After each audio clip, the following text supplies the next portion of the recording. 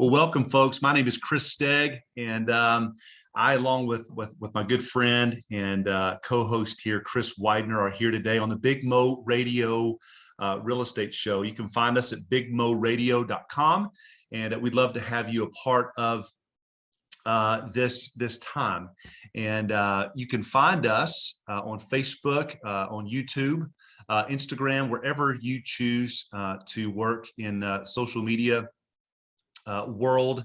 We're there. Like us, heart us, whatever, comment. We'd love to interact with you.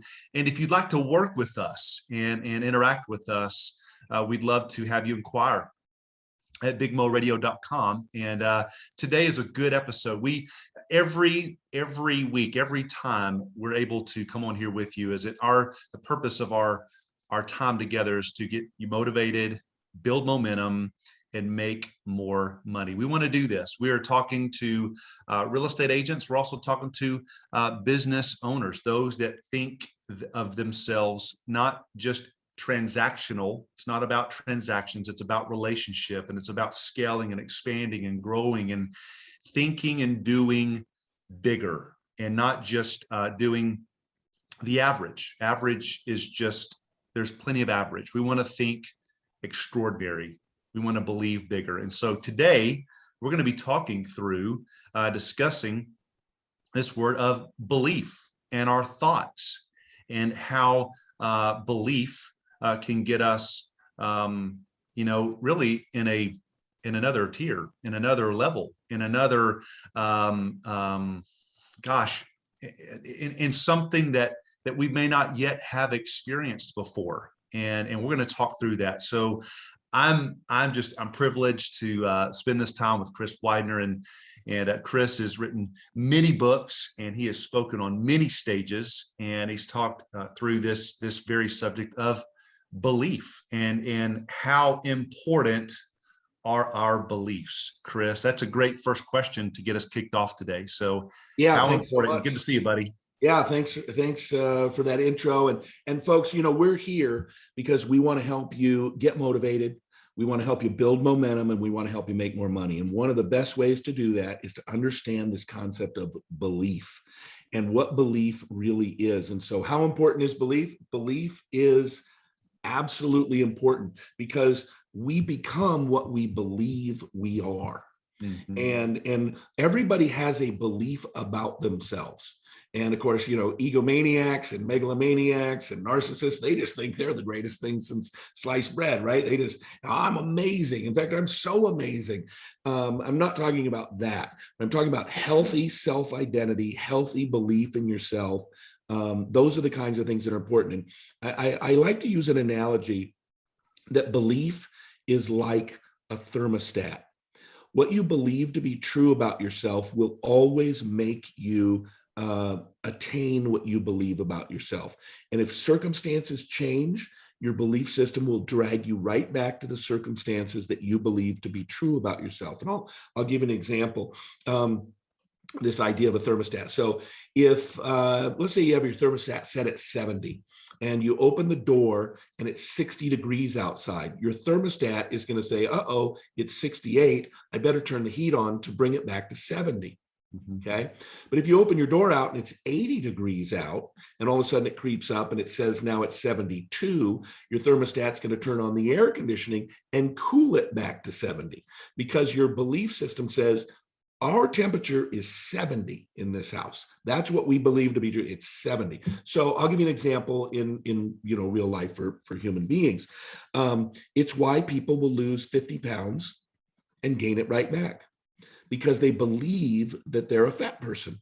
That's who I've always been fat. I'm always going to be fat. When I look in the mirror, I've always seen fat. I'm a person who's 50 pounds overweight. Now I might change it for a little bit, change my disciplines, but if you don't change your beliefs, your belief system will say, well, time to gain some weight because I'm a fat person. Mm-hmm. Or a classic example would be somebody that wins the lottery. right? They're a poor person. They're 60 years old and they've been poor their whole life. They've, never made much money. They've never had much money, and they see themselves as a poor person. Now you put $1 million in their pocket, they win $1 million lotto prize. And the first thing that their belief system is going to do is going to say, uh-oh, you're not a rich person. We got to get rid of this money. And it might be at a subconscious level, but the history is filled with people who won the lottery and ended up broke again.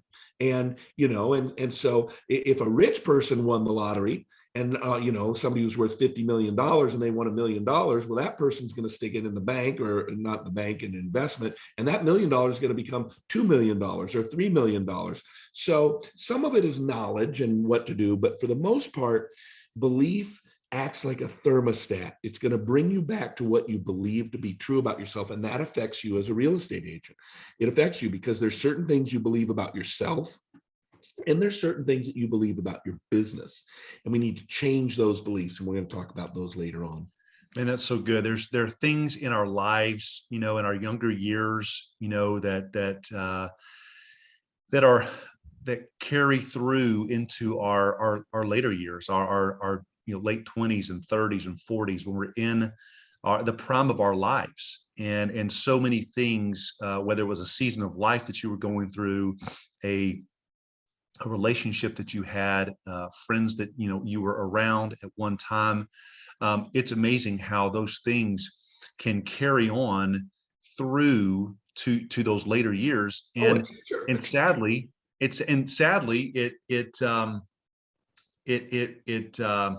it affects and it cripples any potential to do great, and those what parents say to you. Yeah, right. Say to you. Right. Because when we're kids, we believe that teachers and parents know everything. And so if they say it about us, it must be true.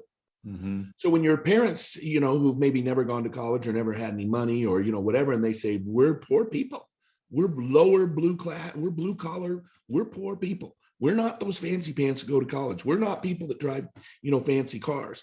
I have a friend of mine in Minnesota, runs a hedge fund, very, very smart guy, went to Dartmouth, brilliant guy. And when I knew him, when I first met him, almost 30 years ago now, I remember I asked him to write something. And he said, oh, no, I can't write. Oh, I'm a terrible writer. I'm a horrible writer. Oh, no, don't give. And I'm like, well, come on, he went to Dartmouth, and then, and then he got his MBA and, all this kind of stuff. And he told me the story when I was in the 8th grade, and he went to a swanky 8th grade. He went to a very swanky private school. He came from money and, and now has a lot of money and married into a lot of money and the whole thing, right? But he, for the life of him, did not believe he could write anything. I said, well, why? And he said, in the 8th grade, I turned in a paper, and in red ink, my professor wrote back and said, I've been teaching for 30 years, and this is the worst piece of drivel I've ever read. And that scarred that guy for life as it related to writing. It didn't scar him for, being able to make money and stuff, but the ability or the fact that he would just say to himself, I'm a horrible writer, that was his identity. That's how he identified himself. We identify ourselves based on the things that we believe to be true about ourselves. I believe I'm a bad writer, therefore I am a bad writer. It happens in any sort of industry. So we have to overcome what our parents say. We have to overcome what our teachers say, what our friends say, all that kind of stuff. Yeah. And I mean, full transparency, when I became a licensed real estate agent, all my younger years and even in my high school and college years, I've not been a excellent test taker. I mean, just test taker. My skill set is getting in front of people, selling, connecting. It's testing, and it's something that I held for years, saying that, oh, I've got to take a state test and I've got to take not international, but a national test to get my license. And so, there were things that even myself were creeping inside of me from many years ago that might be true, but it's far from the truth. And I think many of us we can say that there's a lot of things that are true, but it's far from the truth. And so I know who I am, and Well, I it know doesn't have my to remain true. It doesn't have to right. remain true. It doesn't If right. somebody It says, doesn't. "Oh, I'm not a very good communicator," okay, maybe you're not. Yep. But go take some communication classes, take some creative writing classes, take some extemporaneous speaking classes at a local community college. Like, it may be true, but it doesn't have to remain true. Yep. It's going to remain true. And so when you persist, and the movie that comes to mind, I don't know what just came to mind just a while ago when you were talking about this belief, is The Pursuit of Happiness with Will Smith. And you know that The story guy of Chris Gardner. Yeah. Chris Gardner, and you start thinking through all of the things that were happening, and you watch that movie and you cringe when you see him in the subway and he's looking at his son. Actually, I tear up when I think about this, because I'm like, they have a bathroom to go to and lock up, and there's someone just pounding on the door, and everything in his life, he made sure that his son did not know the state that he was in. Yeah. And he persisted. And I think that's a big thing. As we persist, we keep at it, and we identify what we want. And when we can identify what we want, we can start to work through, just like I wanted to be in real estate. I wanted to experience the real estate industry, the real estate experience. Let me insert something there, though. Yeah. I think you're right to a certain degree, but this is where belief comes in. If you identify what you want, like if you took almost anybody past a $3 million house. We live in Scottsdale, just north of a place called Paradise Valley. And sometimes, Denise and I will get up on a Saturday morning, we'll drive down and get some coffee, and then we'll just walk, and we'll walk through these neighborhoods where homes start at about $7 million. And so you could take, and they're beautiful. You can imagine, I mean, you live in Austin, you have some areas like that where you're at as well, right? You could show anybody that house. You could take somebody from the poorest parts of Phoenix, bring them out to Paradise Valley and say, "Look at that house. Isn't it beautiful?" They'd say, "That's beautiful. Would you want that house?" Yes, I would. Everybody would want it. Everybody would think it was beautiful. Not many people would believe they could ever get it. Right. The person who believes they could get it is the person who will end up having it. If you don't believe ever that you can get it, you'll never have it. I'm in full agreement. I agree with you there. So let's talk through this. Let's talk through what's the difference. There is a difference between our thoughts and our beliefs. Yeah, there's a difference. So let's talk through that. A thought is a series of words that goes around in your head, right? So if I say to you right now, think about the Eiffel Tower. Well, okay. I saw it in my mind. I've got colors. I can see the city around it. I can see people walking. Like, that's a thought. That's a thought. If I say, think of a pink elephant, okay. Well, okay, that's a funny looking elephant. You can have a thought. If I tell you to think the words, "I am an amazing person," I just thought, I'm an amazing person. Okay. So a thought is something, and you can make up thoughts. You can think anything. Thought is the epitome of our creativity, right? And so this idea of Think and Grow Rich, which I love the book, and I think there's tremendous value to it, but I would say it's Believe and Become Rich is what I believe. So you can think something that is diametrically opposed to your belief, and the belief is going to win, not the thought. So you can think. Let's take the Eiffel Tower again. If I say, picture the Eiffel Tower and think to yourself, "I am sitting right now at the foot of the Eiffel Tower." Okay. Sure, you've thought it, you've got a picture of it, and you've told yourself, I'm sitting at the foot of the Eiffel Tower. And that's a thought. It does not make it true. And you don't believe that it's true. You believe that you are sitting in your office or wherever you're at. That's the truth, the thing that you believe to be true, right? So I think that while thinking positive things is absolutely important, and I teach it, and I teach people to do affirmations in my private coaching. I have people do affirmations. I have people say those positive things, because it's much better to say those positive things to yourself than to say the negative tapes that we roll around in our head. But the real key is not to change your thoughts, although you should. Changing your thoughts is not necessarily going to change your reality. Changing your beliefs and then having thoughts and supporting your beliefs with those thoughts is what's going to create your reality. So I can sit here and say, I think that there's going to be a Ferrari in my driveway. There's not, right? Simply because I think it does not put a Ferrari out in my driveway. Mhm. Now, because I may believe, oh, I could never afford that, I'm a poor person, or people who drive fancy cars are arrogant, and I'm not arrogant, so I will never drive a fancy car. Like all those belief systems that pile up, you've got to change the beliefs and then layer the thoughts on top. If you're just doing the thoughts but not dealing with the deeper belief set, imagine it this way: like a belief is like your foundation, and the thoughts are what the 2x4s and the walls and things that go up to create the house. Without the foundation of the beliefs, all the thoughts in the world, they're just going to sink into the dirt, or the termites are going to get into them, or the dirt's going to get wet and rot the wood. And you need the foundation, and the foundation are the beliefs. So thoughts are great, and you should do those, but they're useless without changing your beliefs. Mhm. Right. So, and I think that there's a lot of great analogies for realtors, as we Mhm. want to apply this a little bit, and then we can talk about, how to change your beliefs. But if someone doesn't believe that they can sell a multi-million-dollar house, they'll never sell a multi-million-dollar house. If they think, oh, people who buy multi-million-dollar houses, they're better than me. They're better Mhm. than me. They're smarter than me. They're more popular than me. Whatever you might say that comes out of a sense of belief, that comes out of a lack of confidence in your identity, is going to keep you from doing that. And like we were talking earlier, the paperwork on a $5 million house is essentially the same as the paperwork on a $100,000 house, isn't it? It is. You It's the know, exact same. you're going to Mhm. go show them the house, and you're Yep. going to have more rooms to show, and those rooms are going to be bigger and nicer, and they're going to be filled with more more expensive furniture. But essentially, you're going to take somebody there, they're going to look around, and they're going to say, I'll take the house. But there are people who will never move up. And isn't it better to sell a more expensive house because your commission is better for doing the exact same work, right? Mhm. I often think about it in regard to waiters and waitresses, serving Mhm. staff. And I've Mhm. never been a server. I was a dishwasher once in a golf course restaurant in my teenage years.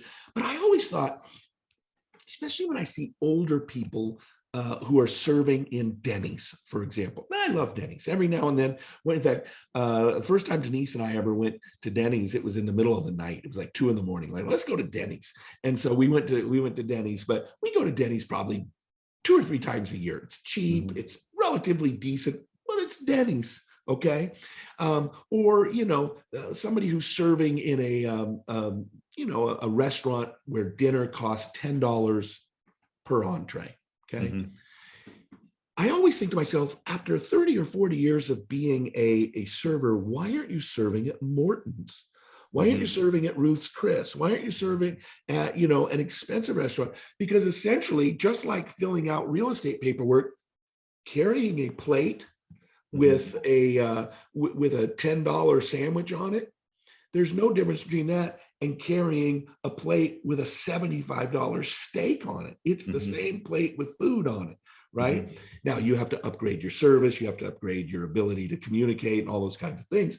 But I always thought if I would have made a career out of the wait staff industry, I would have never stuck at the one where I'm getting 20% of a $40 bill when I could get 20% of a $500 bill, Yep. because you're doing essentially the same work. I think there's a lot more work probably in the higher end, restaurants. You got to do a little bit more, but for all intents and purposes, I believe it's what you believe about yourself Mhm. that decides whether you stay in the $40 bill range or you move all the way up to the $100 dinner bill range, to the $250, the $500. I'm ambitious. I believe in myself. I would never stay at the $40 bill restaurant. Eventually, I want to move up so that I make more money for my efforts. And I think the same could be said about in real estate. That's so true. We have a a regular ongoing uh, uh, Monday morning mastermind with my organization, and we teach agents how to win more listings. And the same thing can be said here, Chris, about the waiter and waitresses working at a Denny's or a Ruth Chris. Many agents are in the lane of working with buyers, and buyers, were my meat and potatoes, for the first couple of years as I was building my business. But eventually, you're going to want to shift to listings. And there's something different and there's something special about being a listing agent. And so many agents, just in that little small example, there is buyers working with buyers, putting the miles on the car, going through 30, 40 homes, writing 20 offers, only to figure out that we didn't get any offer accepted. And versus being a listing agent where people are coming to you essentially, right? And you're guiding the sellers through the process. But all this to say is that the processes should be very similar, whether you're working at Denny's or Ruth Chris. The processes and how you treat that client or that customer should be very, very similar. You greet them, you have a smile on your face, you welcome them, you're thankful that they've shown up, you're thankful that they have opportunity to work with you or work with me. And you serve them. You serve them. That's what we do. We serve. We build relationships. We ask them to come back. How was your visit? How was that process? Through this 30-day journey. And so there are some good things. But we were talking through this very thing of a $10 million producer, someone that is closing 10 million a year in volume. That's a very healthy business. That's a good business. And so many get stuck, at that 4 million or 6 million. And it is what it is. I mean, it just, or sometimes you bump into the guy that's doing 50 million a year. Yeah. And you're like, how this guy's not the brightest bulb in the box. Like, how is this guy doing 50 million a year? I'll tell you why he's doing 50 million a year. He believes he can. He believes he can. He believes he can, and then he goes along with proving that he can by simply he deserves it. Right, exactly. And so many of us are stuck in that rut. And once we get to 10 million, which I think would be a great topic for an additional episode, is how to break through that 10 million threshold, and because it's a good place to be. It's not a place to maintain, but it's a great place to work to. But all this to say is that would an agent rather close 36 deals at 300,000 a piece, or 16 or 17 deals at 600,000 a piece? I mean, it's the similar amount of work. I'd rather do 30 at $1 million a piece. And then, okay, there you go. Well, yeah, it's just, so what I did is I started working in areas that the homes in those areas sold at a minimum of 500,000. I didn't work in what you would call stick built mass production builder homes. Those homes you're going to see first time home buyers. You're going to see people that are working through to try to get pre-approved. They weren't fully qualified, but you start working in that upper echelon. You're going to start working with those that have deeper pockets, those that have been through this process before, and it's not a first go around. And so you start doing that, then you start working in that environment, and the belief starts to trigger, and you start going like, oh my gosh, I've proven that this is to be so. Well, and you've really hit on the last thing I wanted to talk about, which is incrementally building your belief. Yeah. So if all you've ever sold are $100,000 condos, and you go, I believe I can sell $5 million mansions, you don't really believe that, right? You don't, I'm going to make $5 million next year selling out. You're not, okay? Because you don't believe it yet. You could, and you can build your belief to that. But I would say, I always use this analogy. When I went to college, I had a 1974 Camaro. Mm-hmm. And I drove that thing back and forth from Seattle to Minnesota. And then when I moved to New Jersey for my first job, I drove it out there. And, when you first graduate college and you're poor and you're broke and you got to fly or you got to go somewhere, maybe a funeral or whatever, you don't have the money. Mm-hmm. So you get in your car and you go and you say, and then while you're driving, you see a jet fly and you're like, someday I'm going to make enough money and I'm going to fly back for the funeral. I'm not going to drive 17 hours. I'm going to fly back, and then eventually you make a little bit of money. Now something happens. You pay the $300 for the airline ticket because now you have it. I believe I can do that. But what happens when you get on the airplane early on in your career? What do you got to do? Well, they always seat the first class people first, right? And now you got to walk to the back of the airplane and you walk through and they're all kind of trying to pretend they're not seeing the unwashed masses that are, walking by them. Oh no, there go the poor people to the back of the airplane. And what do we say? We say, someday I'm going to sit in first class, right? And then eventually your career grows, you're making a little bit of more money. And then you go, by golly, I'm buying a first class ticket.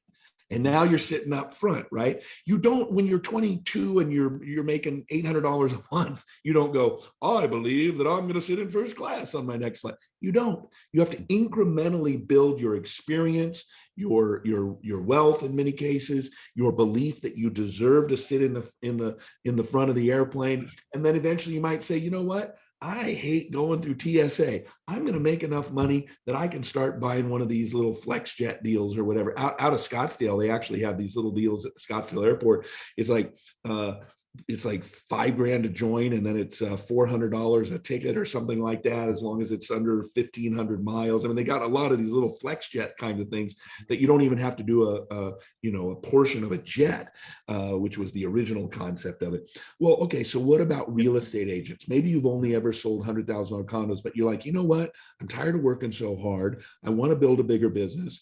And I would say do exactly what you did. You moved up to a certain level. You said, I started going into these $500,000 neighborhoods. So maybe you've only ever sold $250,000 houses. You want to sell 500 and above.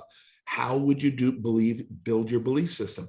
You start moving into the next level. I believe in incrementalism. Don't go from selling $250,000 houses and say, all of a sudden, I'm only going to sell $5 million up. No, move to 500,000 to $1 million. Start hanging out at the places where, go over there, farm that neighborhood, knock on doors, sit in the Starbucks in that neighborhood. So people start coming in, develop some relationships. They can refer you because they probably live in the neighborhood. Now you're hanging out for 6 months to a year in Starbucks with people who live in the $700,000 houses, and you have good communication with them. You go, now all of a sudden you start going, I always thought these people were rich people and they were arrogant jerks. But you know what? I talk to these people all the time. I fit in here.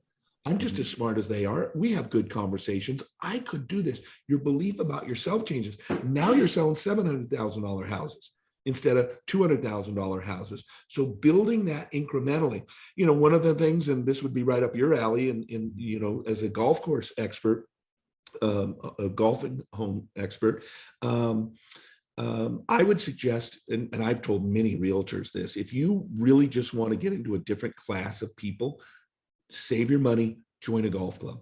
Okay. So now there's some golf clubs where the homes are $700,000. And there's some golf clubs where the houses are $5 million. So down here, you have some golf courses in Scottsdale where 500 to $1 million. Then you got a place like Oncala Golf Course. Those homes are $1 million to maybe 4 or 5 million. Then you have Silverleaf. They start at about 5 million and they go to 30 million. So you could just go join a tennis club or a golf club or even a wine club or a book club in a certain area and start engaging with people who are at a higher level than you consider yourself at. Become part of them and start selling their homes. Yep. So you want to increase that level, but don't go join the $10 million golf course right away. Join the smaller one and move your level up and start selling houses at a little bit higher level. And I believe that that's a really simple way of incrementally growing your belief about yourself. Yeah, that's so good. There's a few places down here in the Austin area, Lake Austin and parts around downtown and further out west, where I used to go to the Renaissance Hotel. And I used to, which you go where people are coming and going.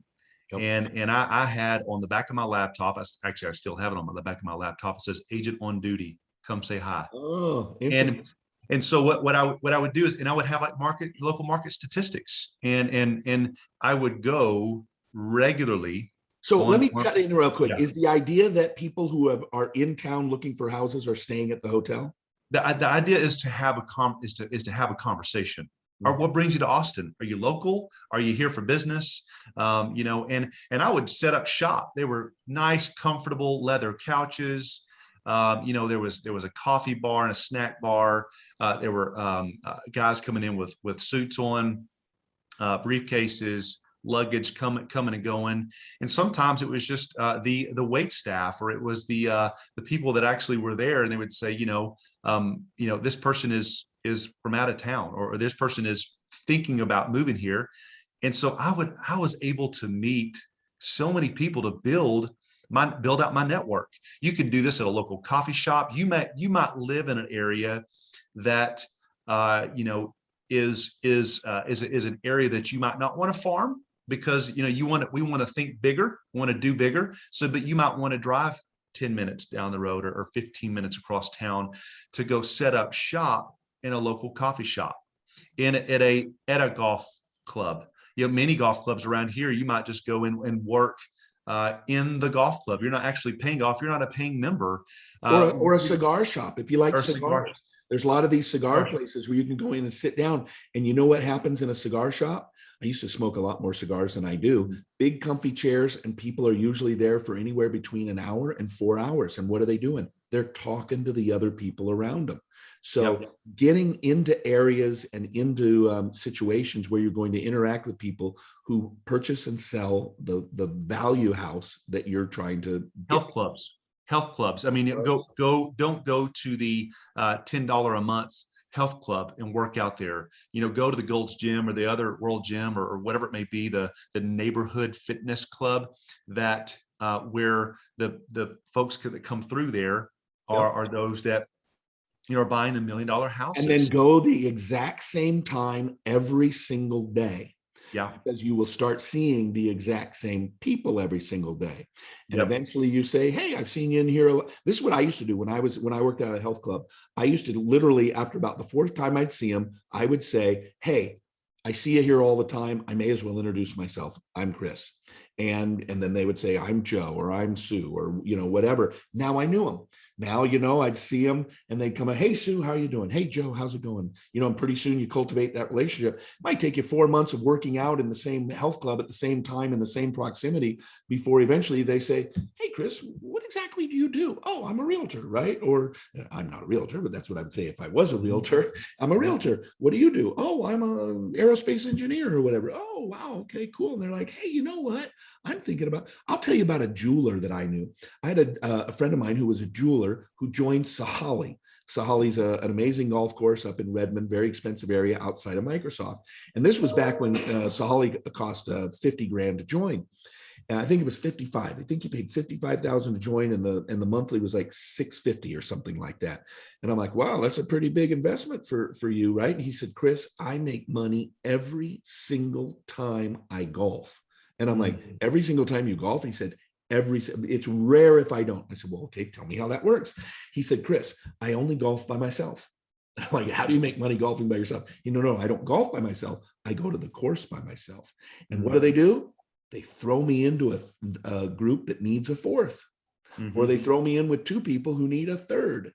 And I'm like, okay, cool. And tell me what happens. And he says, then they say to me, what do you do? And he says, I'm a jeweler. And they go, my 30th anniversary is coming up, man, you and I got to talk. And he said, I have sold so many jewelry pieces, bracelets, necklaces, watches, everything, randomly being partnered up with people. Now, granted, it's at Sahali, so he was selling expensive pieces because they were Microsofties and Amazonians and Starbucks people, but they were also at a $55,000 fee golf course to get into. So putting yourself into proximity is really, really important. But you know what? You have to believe that you belong there. Yeah. And that's why you don't go join something 6 levels above your economic level, unless you just have really great confidence and you really believe it. But because you can get yourself into trouble if you overreach on what you really believe to be true about yourself. But well, those that don't know, there are social memberships, that aren't the full-on membership, and these are just simply to be social, and you get all the amenities except the they call it the golf course or the actual full-on yacht club or Or whatever. you can only golf, once a month or twice a Right. month, and Things like that. And whatever. yeah, But but you see, can but still go it to didn't the have book to. clubs. You can still go to the wine tastings. You Yeah. can still go to the 4th of July barbecue and meet all these people, even if you don't golf. You know what? I'm just thinking about something here. We live in an area where there are many wineries, and I know there's parts of the country where there's many wineries. Yeah. And how cool would it be to be able to set up host or partner with a lender who might have access to a shuttle bus or something like that, Yep. and you put together a winery tour. And all you and so the lender or the title rep or whoever it might be might cover the cost, and you're there 4 or 5 hours driving through 2 or 3 wineries and networking with those that enjoy a nice glass of wine here and there. Those that are going to be buying in the higher price point. Here's what's going to happen. You're going to stretch yourself, and eventually you're going to look at these people who you used to think were above you, and you're going to go, I fit in here. Yeah. And then you're going to stretch into the next group. You're going to do that, but things are going to start to come up in the creativity triggers are going to start to go, wow, I can now do this and I can do this, and you're going to build on that. But I think what's important here is we start to kind of finish up with this time is our environment. Our environment is so important. The people that we associate with, those in which we want to do business with. I think it's important for us to really clue in on. Many of us fall into the pattern of hanging out with people that don't believe bigger or do bigger, or they're just essentially just kind of, it is what it is. It's just average at best. And it's another year, it's another month, and so it's important that we really associate with those that are thinking similar to us, right, Chris? Yeah, and you want to surround yourself with people who are big thinkers or bigger thinkers, and you also want to have you can call them mentors or boosters or supporters or whatever. I'll tell you an example. Early on in my career, I started a nonprofit, and I knew the gentleman who was the CEO of Mars Candies, biggest candy company in the world, right? And a wildly successful guy, an amazing guy. I still know him to today. I know his children, all those kinds of things. And when I started this nonprofit, I was living across the country from him, and he sent me a check. And it was a, decent sized check. It wasn't, life-changing money, but it wasn't a pittance either. It was great. It was very appreciated when I was starting this nonprofit. And I went, okay, that's cool. Shot him a note. Thank you. And next month I got the same amount of money. Oh, this is amazing. Really cool. Thank you.